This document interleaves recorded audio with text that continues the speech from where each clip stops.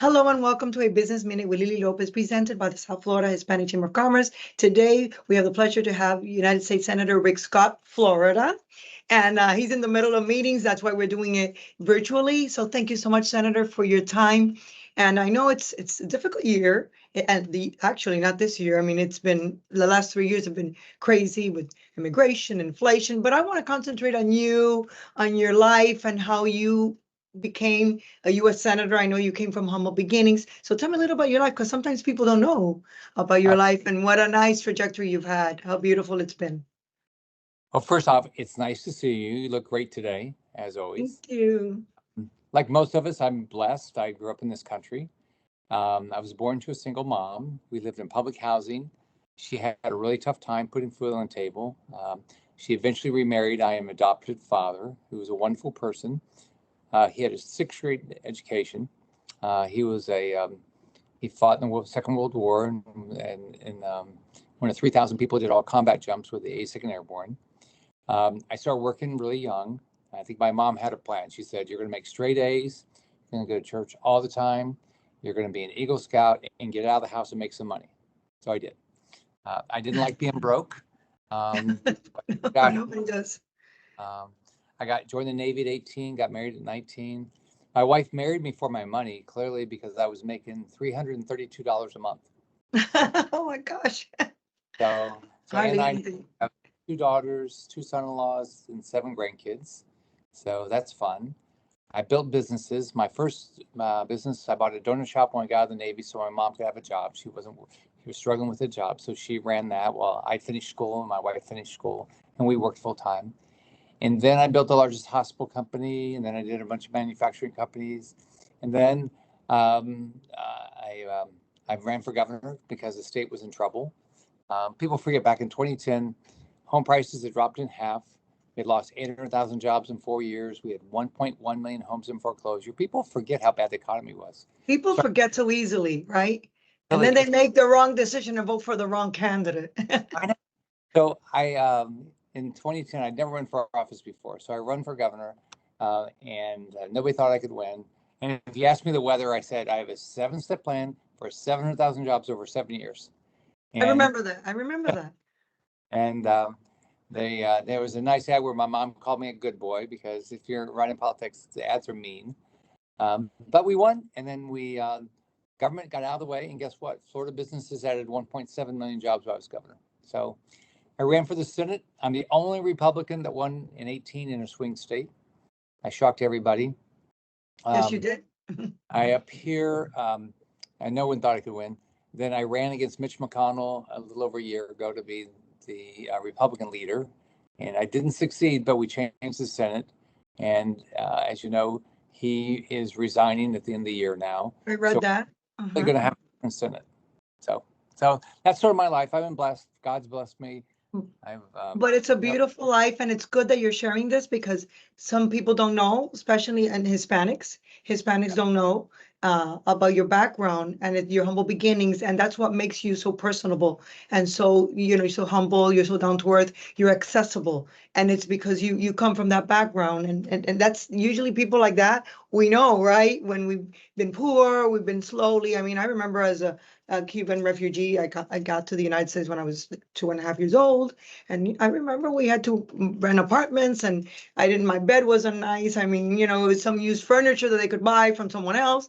But that makes you stronger, Senator. And that's why you are who you are today. It makes you stronger. you know you can do it. Of course, you can do it. You can do it.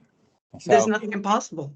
and like both of us, we're blessed with great parents that told us it doesn't matter how much money you have.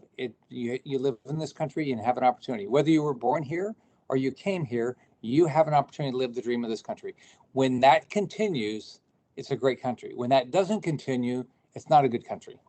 Exactly, and that's what's happening now, which leads me to my next question. I know the economy is not well with Bidenomics and all of this and the inflation. And I mean, you go to a restaurant, Senator, and yesterday I was having a sandwich because I usually have lunch appointments, and I didn't have a lunch appointment, so I went just to a little coffee shop, had a sandwich, and and a drink. It was like $21. I said, imagine who can afford this? Right. Who can afford a sandwich and a drink $21? And of course, people get hurt the most. because The poor people get affected the most. their groceries are up, their gas prices are up, their rent's up. Look at what's happening in Florida. The property insurance rates have doubled in the last 5 years. Car Yes. insurance is up. So if you're rich, it doesn't have an impact on you, right?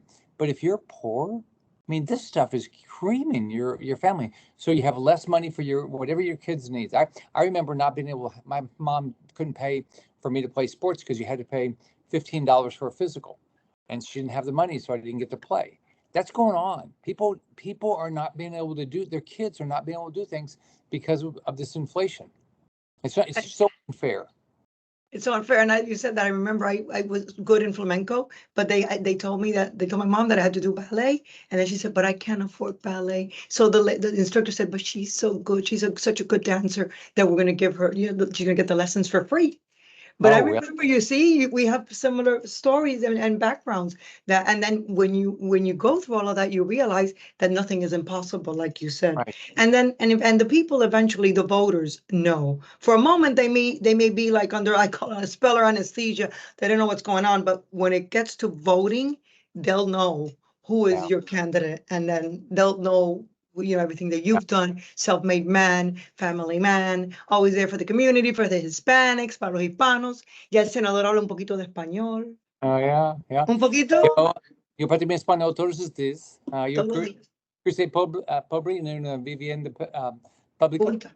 Mi mamá trabajó tres trabajos para poner comida en la mesa. Mesa.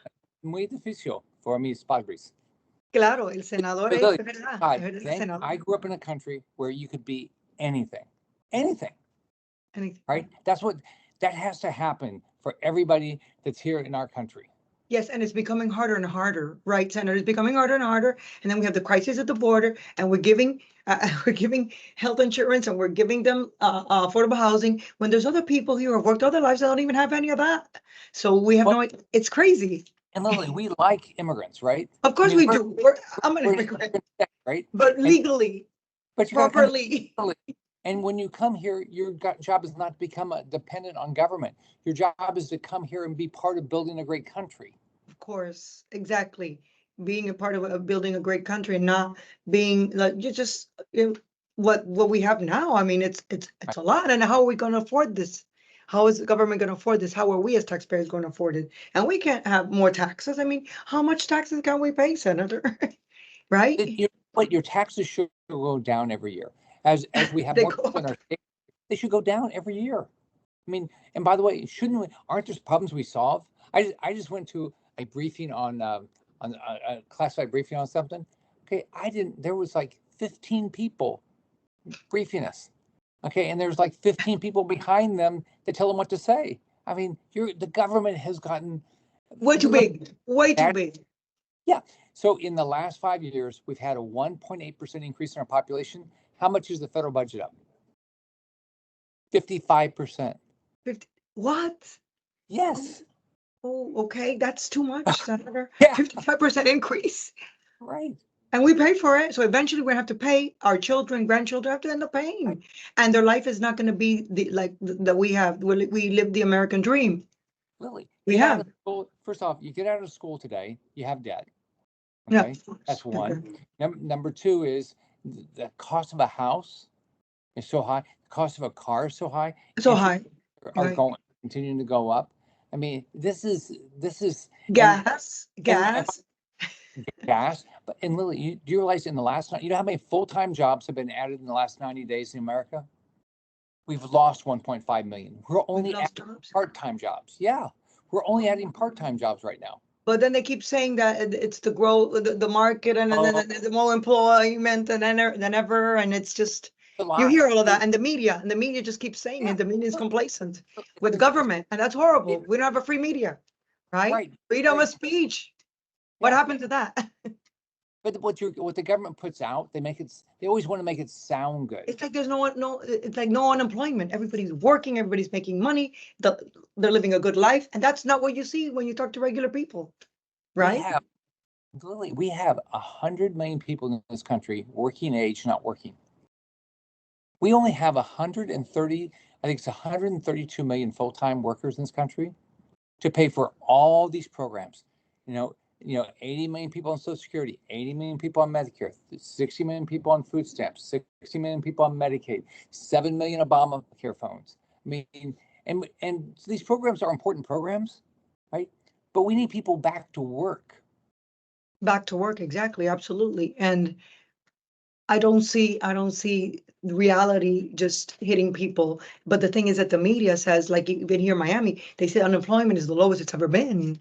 So, Senator, you're hearing mixed signals. And then I know people that are looking for a job. And you know what? We did a job fair back in, I think it was July, and it was packed full. And I was saying to myself, because some members of mine were saying, oh, but there's no unemployment. Where are you going to have the people? I said, I'm going to give it a shot. Well, we had like 200 people. And, without a lot of noise and whatever, but we had 200 people walk in desperate.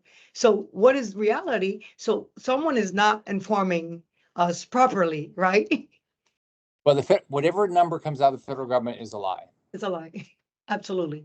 And you, Lily, they put out a number and then they revise it, and you never know that they revised it. Exactly, because the media, they're all, into one another, just they know what they have to say. So you don't have really freedom of speech. You don't have freedom of information. We're not really hearing the numbers right. So we're being told a lie. So what's going to happen? So we have to be very, very, very, very vigilant of who exactly smart and vigilant. Who are we going to vote for and what's happening? Right. Because the future of our children and grandchildren, it's at stake. So it's a big problem, Senator. The other thing is hold people you vote for accountable. If you vote, yeah. I mean, it's just because you voted for somebody before, right? They didn't do what they said they were going to do. Don't vote for them again. Exactly. Vote for people that are busting their butt to do what they said they were going to do, and be informed. Yeah, you got to stay informed. Be informed. I tell people, go get involved in politics. Go, and you'll learn this stuff. It impacts your life. And read, because everybody now is on social media, but you have to read because that's like an entertainment. That's not really valuable source of information. You need to read, you need to listen, you need to be informed. I know you have to go vote, Senator, so it's so nice to have you here today. Gracias por estar conmigo en el programa de Lily Lopez. Un placer siempre estar con usted. Felicidades por su programa. Es un placer. Tiene un buen día. Igualmente. Gracias por su tiempo tan valioso. Thank you for your valuable time, Senator.